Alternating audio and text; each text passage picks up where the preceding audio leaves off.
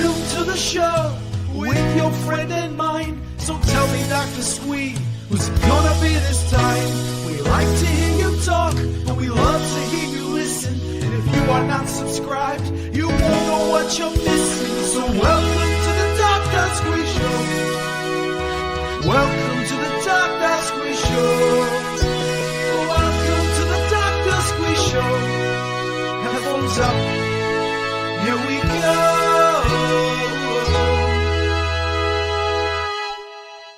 Hello and welcome to the Dr. Squee Show. I'm Dr. Squee and this is my show. Guys, me, Coop, and Emerald Crackbar just off camera there. Cannot wait to bring you another interview from Squeefest. Squeefest, if anyone's not familiar, it was Squeefest 5, Think Different. It was run in aid of the Owl Centre charity, which all the money from the day goes. We're up to £425 at time of recording. If you can afford to donate any, the Owl Centre is a wonderful neurodivergent charity. If you go to theowl.org, you can look them up. You can give now at justgiving.com/page/thinkowl, or download our song by going to drsquee.bandcamp.com, and that song is Think Different. It's me, Matt Lees, who also did the beat for it. You've got Professor Elemental, Madam Misfit. We have in the Different Thinkers band, we've got Kenton Hall, the writer, director, and musician, and Andy Leith from Blues Harvest, and he's also part of Pop-Up Puppets, who do a little sketch around the music video. If you want to check that out on YouTube right now, just go to youtube.com/Dr. Squee. Anyway, guys, you will be reminded about donations throughout. If you can afford to, please do. You'll see a little QR code, which I see has disappeared from my screen, and that will take you straight to where you need to go to donate. There it is. I'll put it up all big for you. So, guys, without further ado, though, there it is in the corner screen. Please enjoy this week's interview from Squeefest and the Dr. Squee Show. I'm going to now welcome onto the stream because I've got enough talking to do today. My friend, we've been spending so much time chatting, to and froing, sending ideas and bits and pieces back and forth ready for today. And I just kept on coming back to my email inbox with just a load of experts which had just been thrown my way, which is just tremendous. Please welcome back back to this Dr. Squee Show, but for the first time here on Squeefest, it's Nicola Lahey from the Owl Centre charity. How are you doing today, Nicola? Hello, Squee. I'm very well, thank you. Very, very excited to be part of the show. What a wonderful introduction, and I completely love that single. It's brilliant. It's already an earworm going through my head. I will just say, for the benefit of any of the people who are in it who might be watching, a few of those syncs might not be exactly perfect. Yeah, I was editing it to the last moment, but we will put it up in its full glory, slightly better time adjusted. But oh man, I just ran out of time on the editing side. And by the way, I haven't turned I didn't even notice. Kombucha, but it's just like the lips hip hop. But I didn't even notice the lip sync. Honestly, I didn't. It looked fantastic to me and sounded great. Thank you. I don't think we're too far off. Just a couple little bits, which I'll tidy up for its proper release. But I really want to get that out there today. We're going to play it a few times throughout the night, no doubt, and the days. But Nicola, let's first of all start with you and the Owl Centre, how you came to be connected with it, and what you do there now. Yeah, sure. So in 2011, I started a company called the Owl Centre, and it derived because my husband was working, or he started a business in a language school in Oxford, and there were a million other language schools, and it was slow to take off.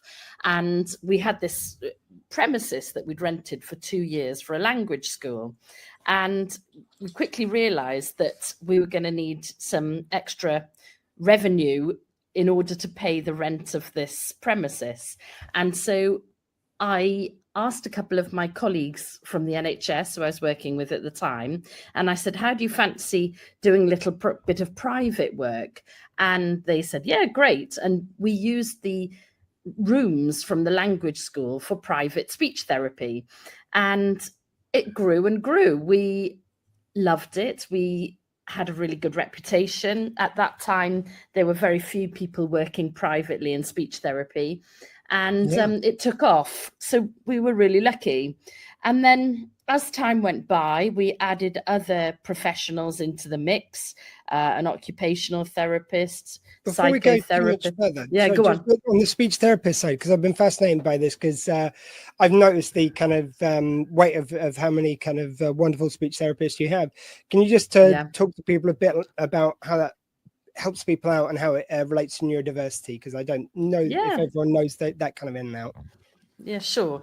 So a speech and language therapist looks at, or firstly would assess speech, language, and communication. So speech is the clarity of how the words I say sound.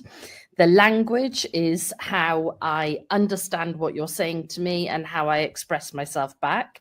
And the communication is about kind of how I socially interact. Look, I'm using my hands, I'm smiling with my face, I'm looking at you, I'm turn taking. Well, I wasn't initially, but I hopefully will be turn taking, and all of those things. So it's those three components mainly that make up a speech and language therapist role. We'd have a look at those three components of a child or an adult, and we'd see whether there are any differences there, and we would help. We would firstly get some information from the person themselves, get some information from the school or the workplace. There may be a bump from Will over here and there. Sorry about this. Oh, I know, but I'm not concerned that I've got a house of teenagers with music in the background too. So I don't know if you can hear that, but anyway. So every now and then she just spots something from the back window and then needs to let me know about it. So off he goes. We're back in the room now. No, so I love my job. I work a lot with, my sort of specialism is children under 5 who are mainly non-verbal. And so I got into it because I have a younger brother who has Down syndrome, and he had speech therapy for years and years and years. And I loved being part of the speech therapist's therapy. I was her little helper, the speech therapist helper, and I then went on to train as a speech therapist myself. Yeah, and just a bit about kind of how that connects in with neurodiversity, because it's I believe some people on the autistic spectrum kind of need some help with verbal kind of work. Yeah, that's right. So sometimes, a speech and language therapist might look at attention and listening, like I mentioned, this sort of understanding of language, their expressive language, and their overall ability to convey a message. And people on the people with autism will have what we call a dyad of impairment. So that is problems with, or challenges or differences is the correct word to use, differences with social communication and social interaction. And the other part of the dyad is restrictive thoughts or repetitive behaviors that interfere with the ability to sort of get on with day-to-day activities.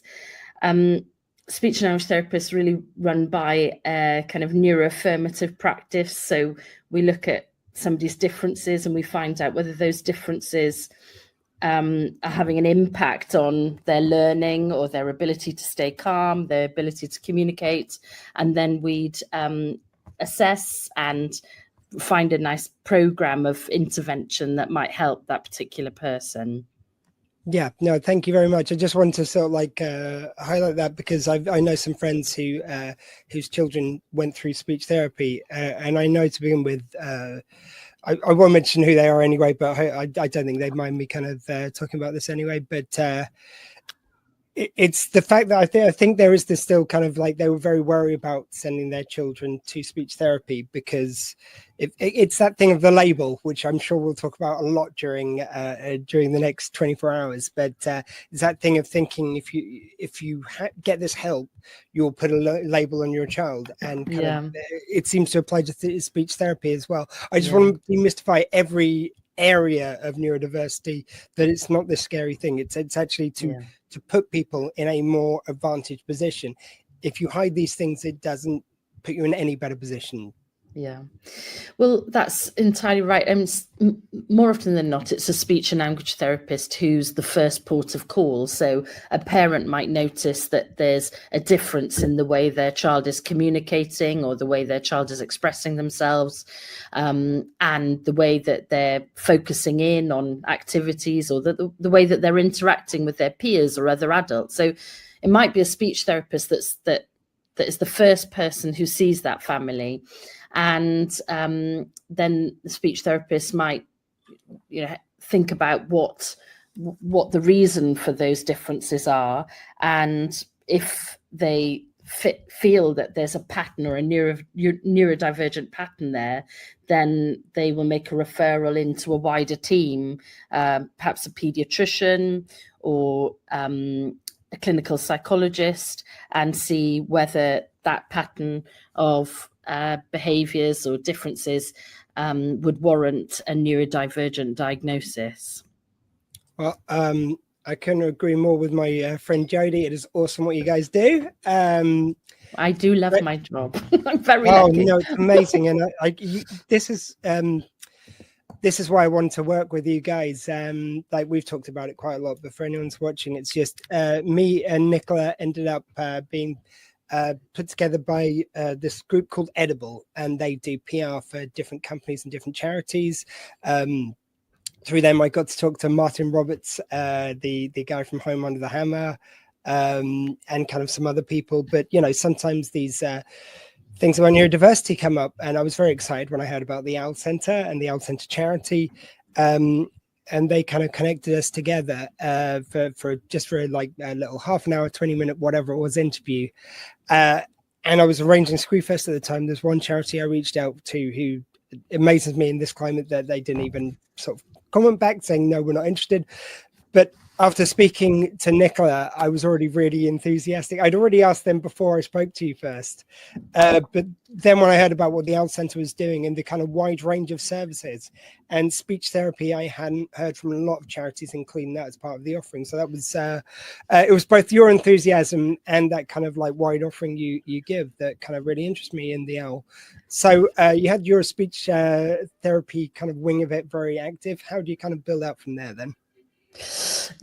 So the company, we started going or inviting other clinicians to come into our team. So we had a bunch of 5 speech therapists originally, and then we had no occupational therapist, we had an autism advisory teacher, and we had a psychotherapist. And we started branching out a bit. And as the years went by, we realized that lots of people seeking support from our private clinic were autistic or had ADHD, and we found ourselves doing quite a lot of autism or ADHD assessments.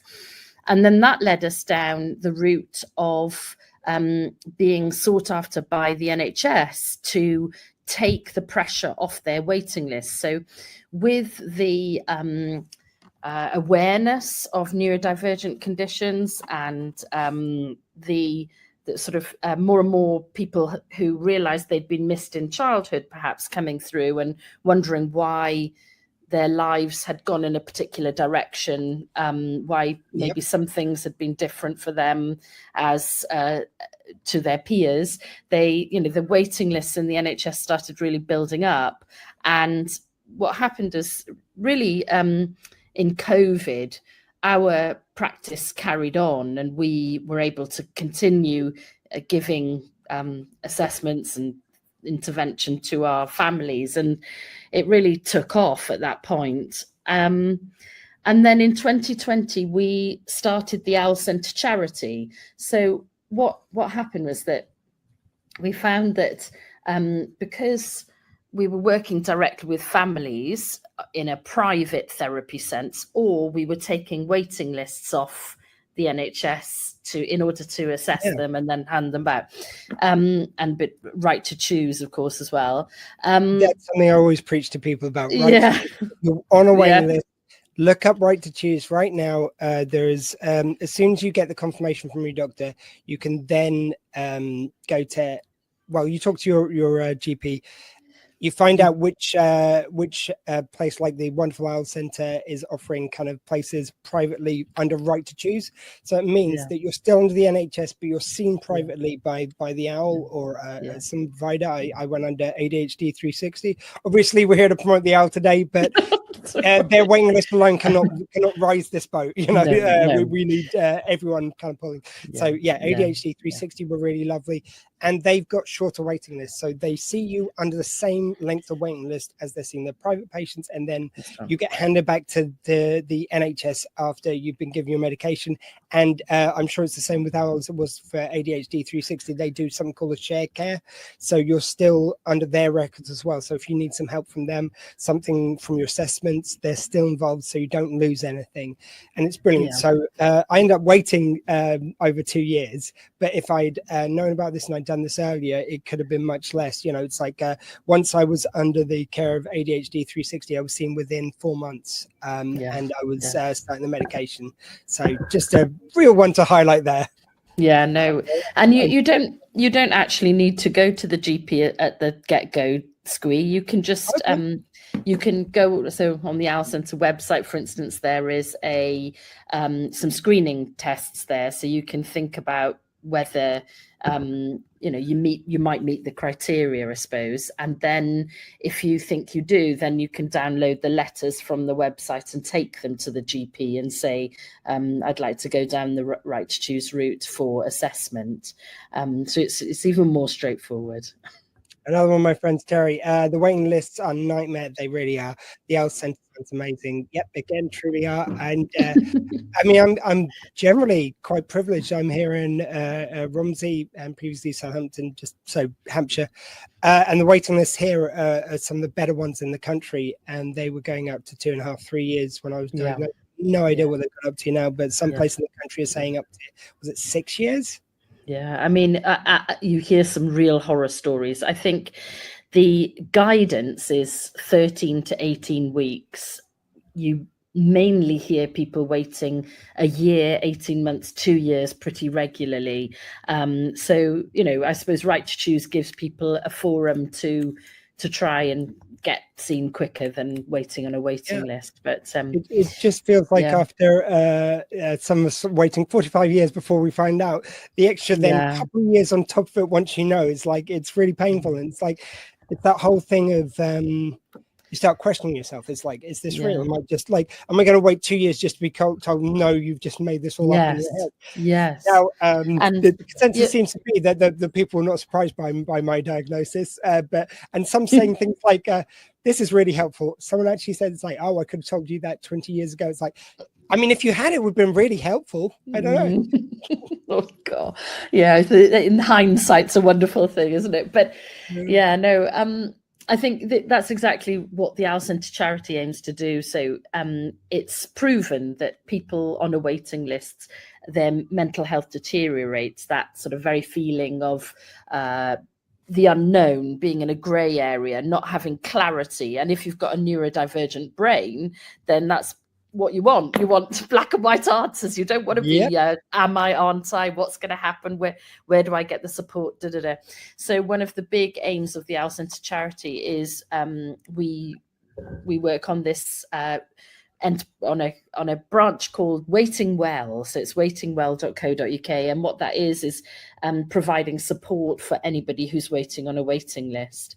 And the Owl Centre charities sort of next development is around grandparenting, but so grandparenting differently, it's called. So the other thing that we notice is that families, when their parents, for instance, when they're looking after their children, trying to find the right interventions or trying to support them in trying to help them navigate tricky situations. Sometimes they're so caught up in the day-to-day that sometimes it's the grandparents that have a little bit more time on their hands and can offer support, but somehow don't know how to support a particular child or family. So the Owl Centre Charity's next drive is to start offering support and guidance and an avenue for parents to build up their skills so that they are able to help a family and see,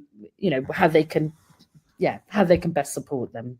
Yeah, I want definitely want to talk about that, because yes, we are looking forward to speaking to. It's not on the line in front of me. It's Bethany Lahey. Please say I've got her name. Bethany. Yeah, she's wonderful. One of my worst things is name go the way, guys, and I've got so many experts, some which have names from around the world who my English voice might not be so used to. So I'm going to do my best, but just have this as a written that I it's not that I don't care about these wonderful guests. I'm just rubbish with names, but anyway, I digress. Bethany, 50-year-old author, and they had a setup whereby it's like a brother with a rare chromosome disorder, mum's dealing with that. You get several, like you were saying, there's several times where the wider family's involved, because you know, assisting someone who's got autism, like, you know, I'll use my son as an example. I hope you don't mind, Stu. Big shout out.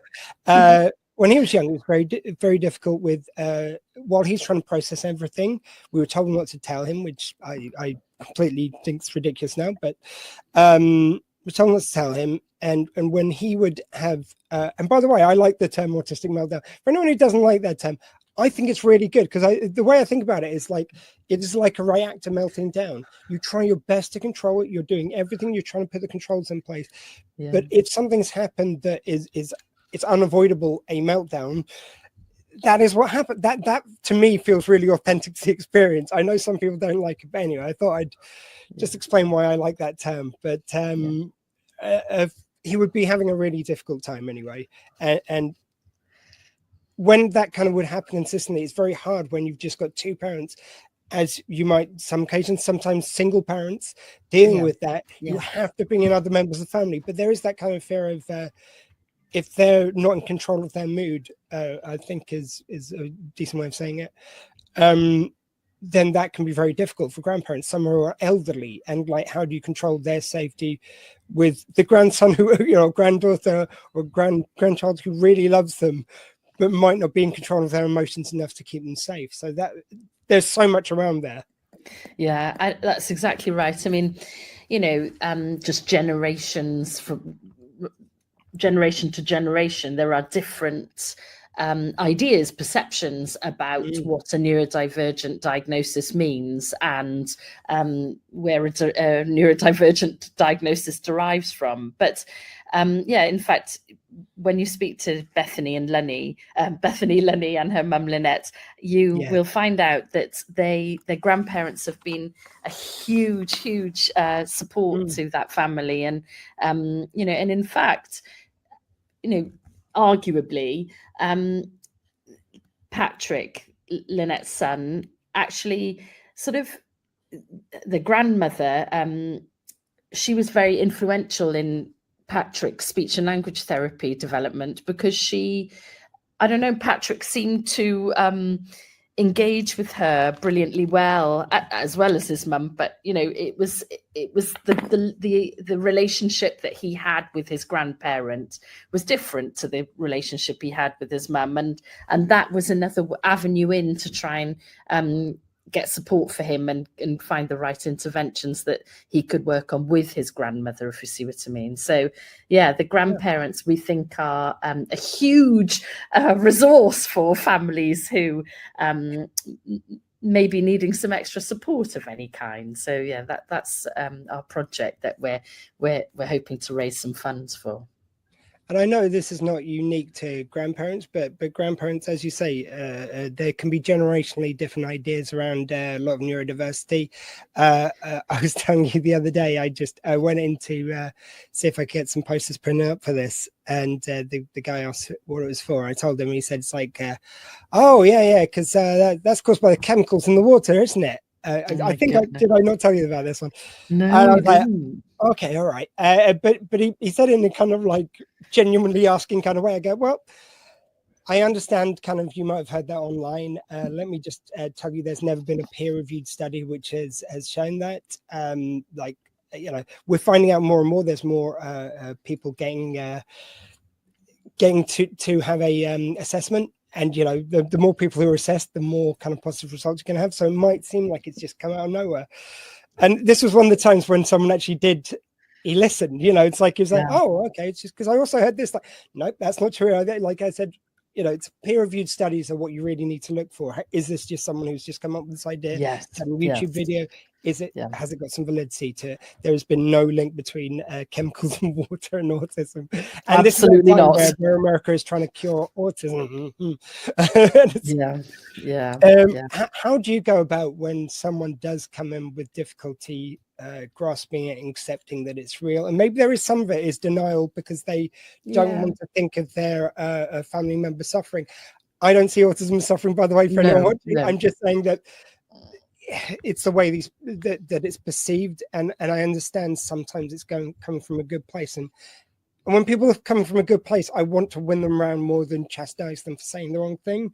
But anyway, sorry, how do you deal with that? Well, no, it's as I mentioned, you know, speech and language therapists are often the first people who a family sees, and you know, my brain might be thinking, oh, there are some neurodivergent traits there, or you know, trying to unpick what's going on, basically. It's interesting. Some families are, you know, even some families with a child who just can't say a cuss sound will say, do you think they're autistic? And, you know, what do you think? You know, they'll embrace that straight off.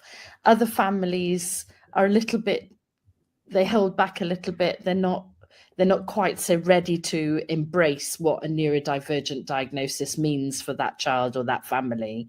But I think these days there is having autism or ADHD is very, very different to how it was in, you know, the 80s, 90s, where, you know, people with ADHD were related to people who had Asbos, and you know, Ritalin was dished out, and it was very, very a stereotypical ADHD brain was kind of like, no, don't have that, you know. I even brought into this conversation with this guy that it's like, you know, you will have heard of Bedlam before. Like, you know, it's not that we suddenly start existing. We just suddenly started getting treated not like a diseased mind, and not locked up and not put through horrendous therapies, you know, lobotomies, all sorts. It's who do you think those people were if we don't have those people now who were, you know, that vast amount of people who were seen as crazy? It's like that didn't go anywhere. That just got understood better.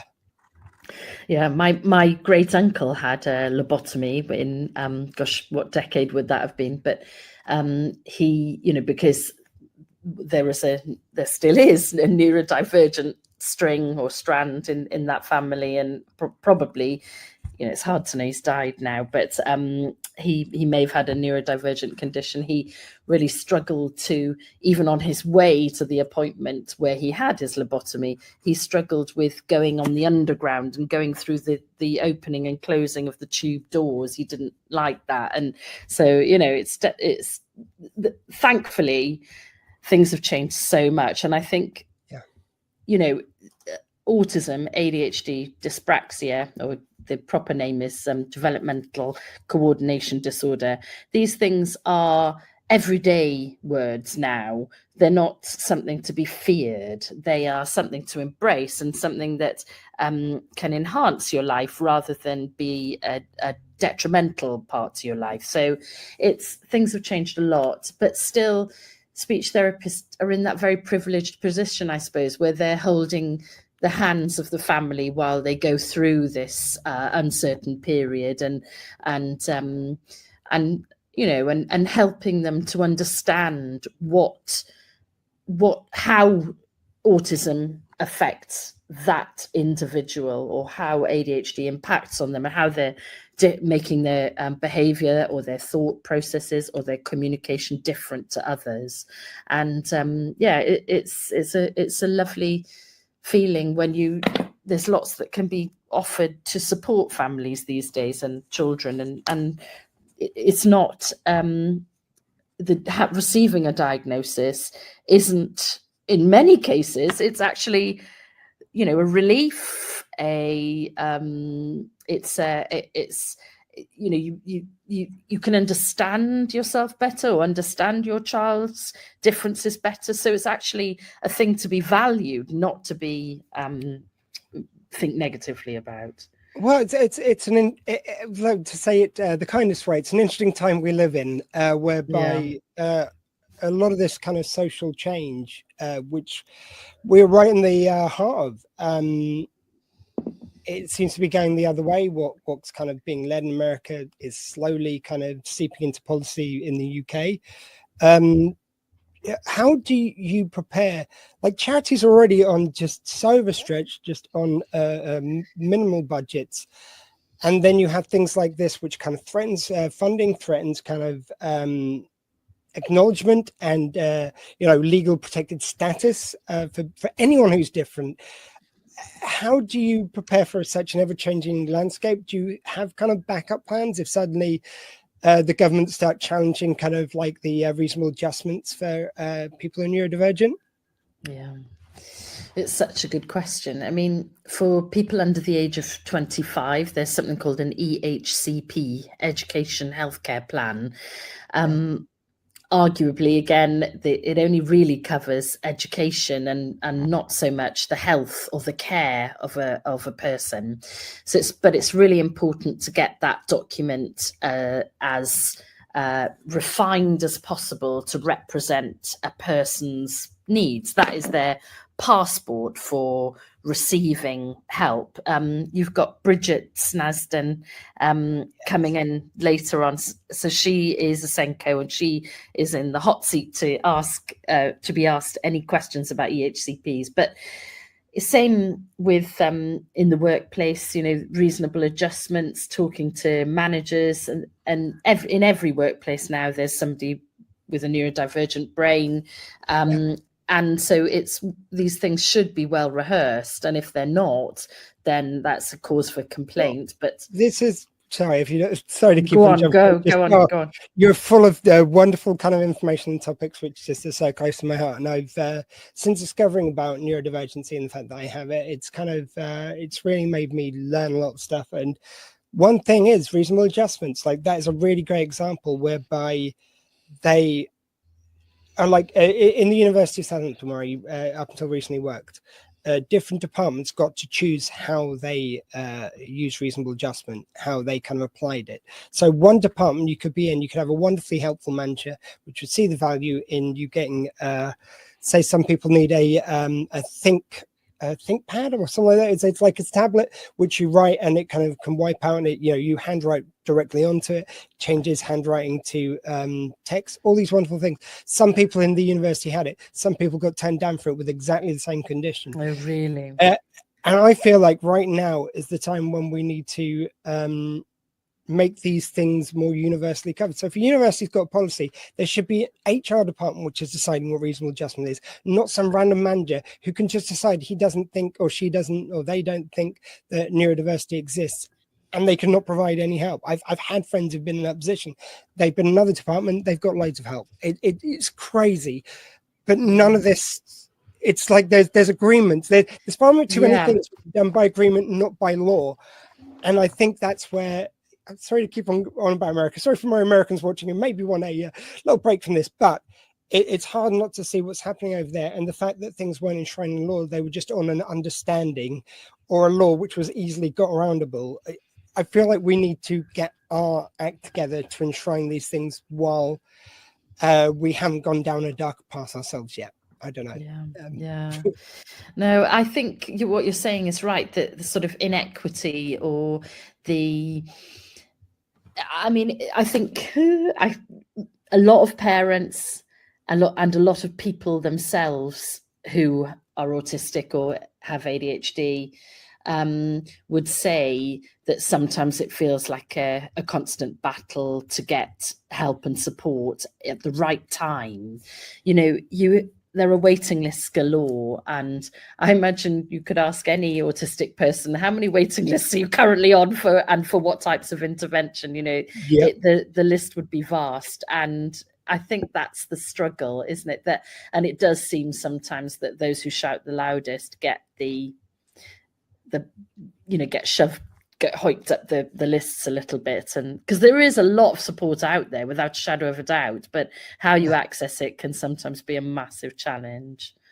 There was a question we got from the floor, Terry again. And EHCP is almost impossible to get. It can take years, and I say that from within education. Yeah, Terry's a teacher. Can a charity like yours help people step up into getting started on that path? Yeah, I mean, on our Waiting Well website, there is a section on EHCPs, and that is hugely important, because what Waiting Well is designed to do is help people prior to receiving an actual diagnosis, so getting all the support in place first. But to answer your point about the EHCP taking forever, it's supposed to take 20 months from the time at which there's been agreement on let's move forward with an EHCP. It's supposed to be 20 months, but again, a lot of families will tell you that is a bit of a long shot. But yeah, Bridget will have 1,000,001 examples of people who are struggling to get one, I know. And also there's a sniff in the air about whether EHCPs are going to be reformed in the near future. So we don't know. Watch the space. But yeah, I'm just quickly trying to get up the schedule so I can tell you what time Bridget's on. I think it's tomorrow morning, Squee. It's about 9 or 10. I knew it was in the morning, so I've got it right here. It is at 10 o'clock in the morning. So Terry, if you want to join us then, I think it's going to be really helpful. But yeah, I mean, I guess more generally along the same lines, though, how do you plan? Where you plan budgets, you try and plan them years in advance, where landscape and funding changes all the time. Like we've seen our government back and forth, the current government back and forth, let alone historical governments. How do you plan ahead when you don't know what the kind of next bump on the road is going to be? Do you have some funding which is kind of like, this is definitely going here, this will do if we get the funding? How do you do that? Yeah. It's $1 million question, Squee, but interestingly, that's quite a pertinent question right now, because in August, the NHS are launching their 10-year plan, and everybody in the healthcare sector is awaiting it with bated breath, really, because that is going to give us a guide on what the focus is going to be, what services are going to be are stretched and need more input, and what the kind of goals are for the NHS over the next 10 years. So, I mean, we're a little bit early to start talking about it, because there hasn't even been a pre-release of much information around it. But it will be a very interesting time, and you will definitely know about it when it comes out, because the media will be all over it, scrutinizing it, and picking. I mean, hopefully being enthused by the fact that some themes are being brought to the higher level, but others will be worried that a particular service will be not quite so highly regarded, or won't be as much of a focus in that NHS 10-year plan. So watch the space. What does that look like the day after a budget, a review? Like the information comes to you, is there a meeting the next day? Is there kind of suddenly changing everything you do? Well, we're already thinking about it, and being anticipating the kinds of things that might be brought up in that NHS 10-year plan.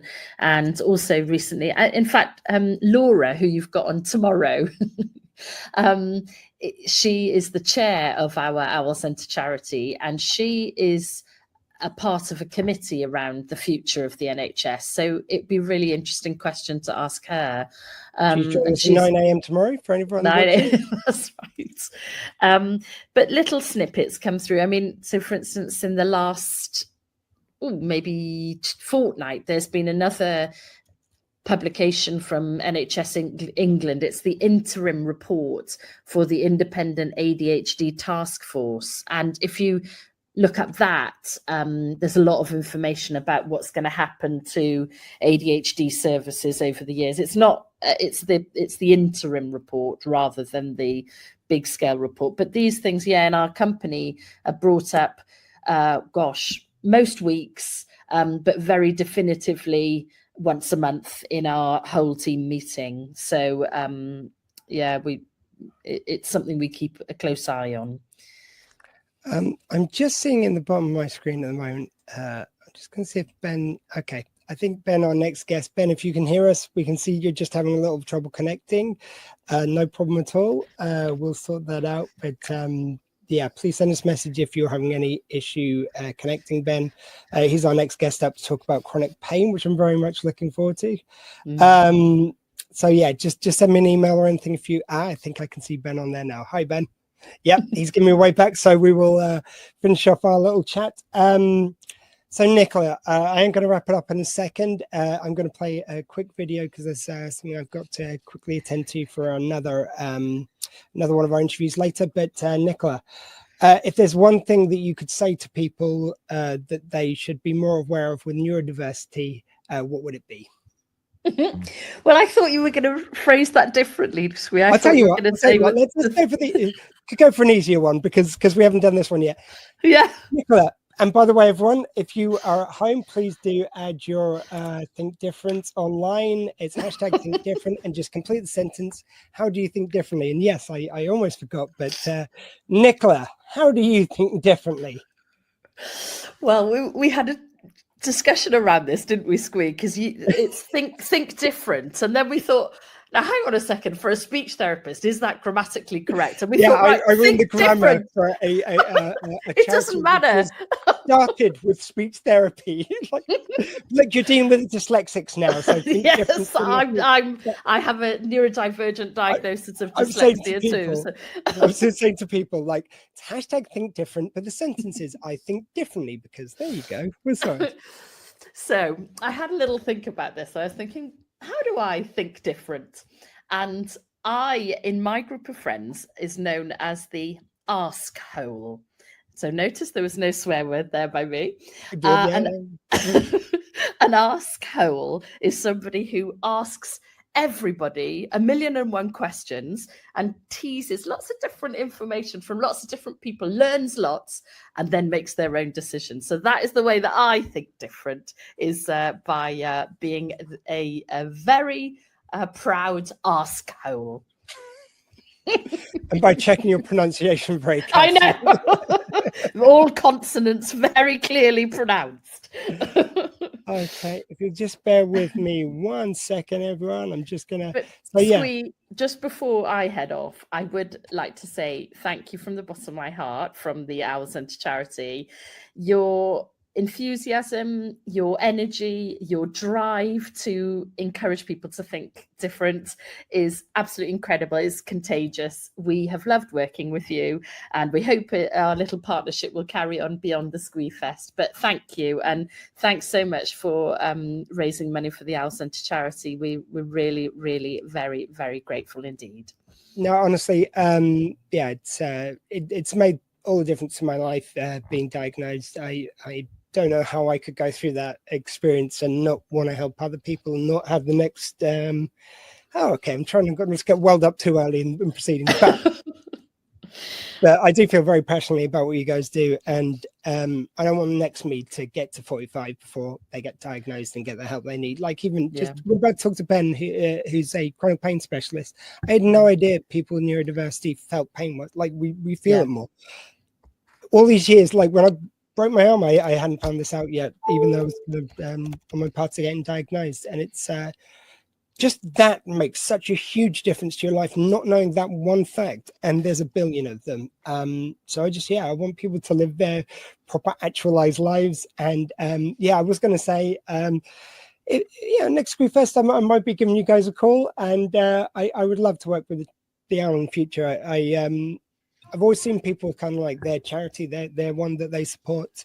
And I've been very proud of what Squeefest has done in the past with, dog centre charities. There was the Ronald McDonald House, Missing People, Stonewall, some wonderful charities, which I'm so glad I helped. But I feel like I've got my cause in neurodiversity, and I would love to work with the Owl Centre more going forward. So thank you so much. I got the feeling this wasn't going to be our last conversation. Let's just say that. Well, absolutely not. Thank you so much. Good luck for the next 23 hours. Yeah, and, I'm here if you need me. Just shout. Thank you so much. You take care. Thank you, Squee. Take care. Have a lovely day.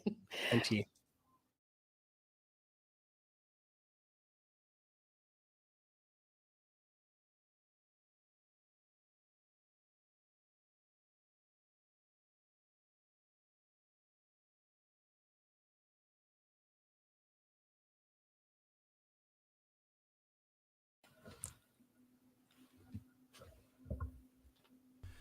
Hello, Doc Squee, come in. Can you hear me, Doc Squee? Did you get him? I'm trying, Marty, I'm trying. Hello, guys. I'm sorry, I'm just about to start Squeefest. Doc Squee, you gotta listen to us. It's important. Oh no, is it about the future, Doc? Hello? No, not you, future me. Future Squee. Fair enough. Doc, you gotta warn him, Doc. Guys, look, you're frightening me. What is it? What happens? Does he still have a face? What? I lose my face?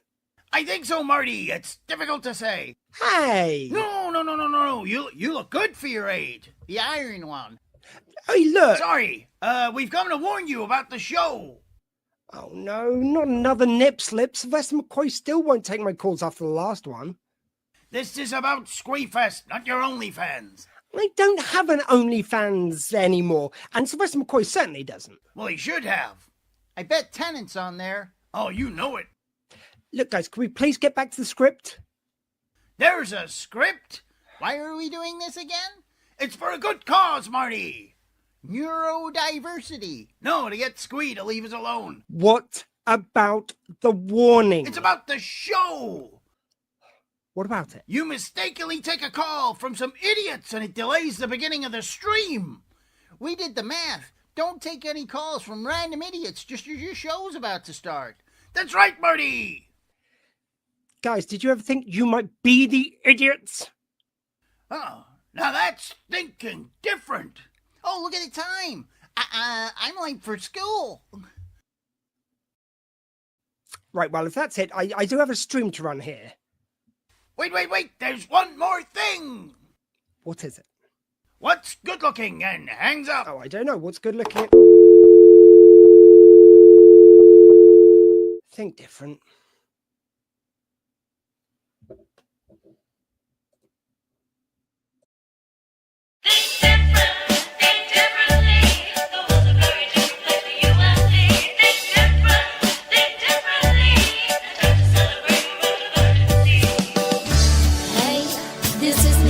I'm new to the club and it ain't easy. The journey I've made's taken a different way, and I've ended up here, just gotta spend my days growing in ways, blending the haze, fitting the quitting, accepting the change, to embrace a new norm, fit a new form. But sometimes when I cry, my brain feels worn out, and I shout and I shout and I let it all out. My bones are ashamed and it's drowning me out. No control in the hole and I cannot climb out. And I cry and I cry and I don't know why. It was soul and it showed no matter how hard I try to show my way out. But enough is enough. Support and love. Think different, think differently. The world's a very different place for you and me. Think different, think differently. And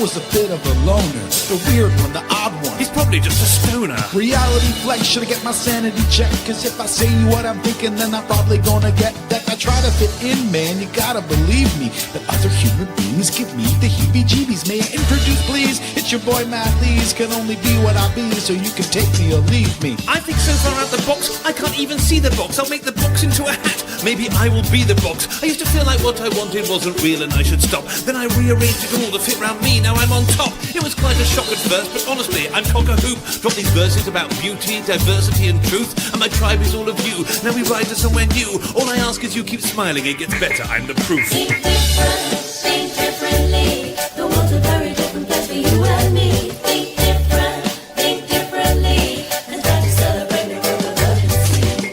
Different, think differently. The world's a very different place for you and me. Think differently, and try to celebrate the world of urgency. Different, think differently. The world's a very different place for you and me. Welcome to my show. This is me, Dr. Squee. And podcasts, interviews, and laughs. That's always been my territory. But sages are calling. Nights are posted boring. Gotta tell a new story. Dyslexic, hectic with ADHD. But it's just me. After diagnosis, a painful process. And I reviewed my past, so at last I come out in front. Now I choose to think different and appeal to you. If I'm not appeal to you, well then you're a divergency, Dr. Squee energy. I've got a deal for you. Let me reveal to you. Refuse to see the real me and make me see through. We've got to stick together, respect me and I'll respect you. So from Squee and the crew, if you please, from Prof, Misfit, me and Mr. Lees, please think differently.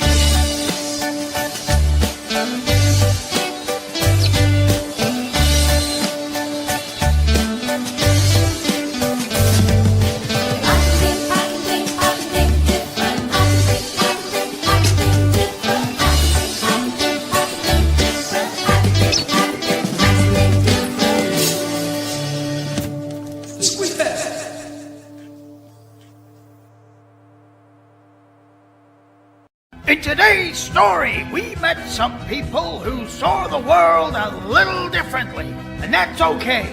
You know, we all think in our own way.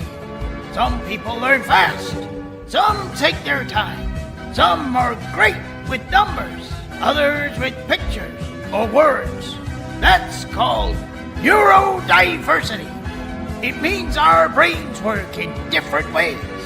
What matters most is being kind, patient, and understanding, because everyone has something special to offer. So remember, being different doesn't mean being wrong. It just means you're you. And that's a pretty powerful thing, because when you think different, you might solve problems in ways no one else can. Until next time.